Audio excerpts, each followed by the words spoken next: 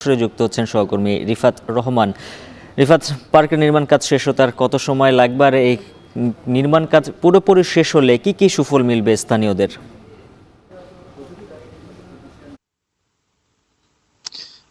শুরুতেই জানিয়ে রাখি যে এই চলতি মাসেই কিন্তু এই বিসিক শিল্প পার্কের যে মেয়াদ রয়েছে নির্মাণের, সেটি কিন্তু শেষ হচ্ছে, যে কারণে শেষ মুহূর্তের কাজ কিন্তু এখন চলছে। বিশেষ করে আমি যদি জানিয়ে রাখি যে উত্তরবঙ্গের প্রবেশদ্বার সিরাজগঞ্জের সিরাজগঞ্জের যমুনা নদীর তীরেই কিন্তু এই বিসিক শিল্প পার্কটি গড়ে তোলা হচ্ছে। প্রায় 400 একর জায়গায় কিন্তু এই বিসিক শিল্প পার্কটি নির্মাণ করা হয়েছে এবং বিসিক শিল্প পার্কে প্রায় 829টি কিন্তু প্লট থাকবে। এই প্লটের প্রায় 570টি কিন্তু প্লটে শিল্প কারখানা গড়ে উঠবে। পাশাপাশি 10 একর জায়গা জুড়ে কিন্তু এই বনায়নের পাশাপাশি বিভিন্ন স্থাপনা কিন্তু নির্মাণ করা হবে। ইতিমধ্যে কিন্তু এই যে বিসিক শিল্প পার্ক রয়েছে, এর যে অবকাঠামোর কাজ সেটি কিন্তু অনেকটাই সম্পূর্ণর পথে।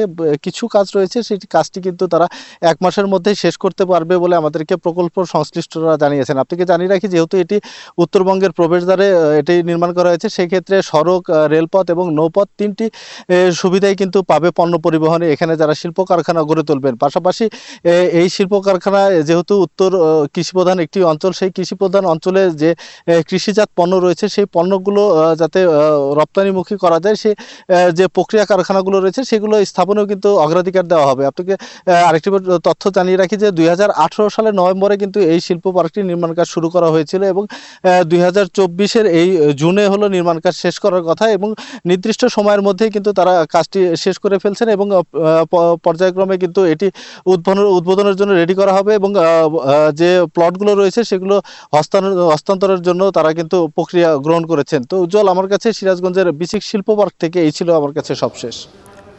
সিরাজগঞ্জের বিসিক শিল্প পার্ক নির্মাণের বিস্তারিত জানাচ্ছিলেন সহকর্মী রিফাত রহমান। এখন ঢাকায় নিচ্ছে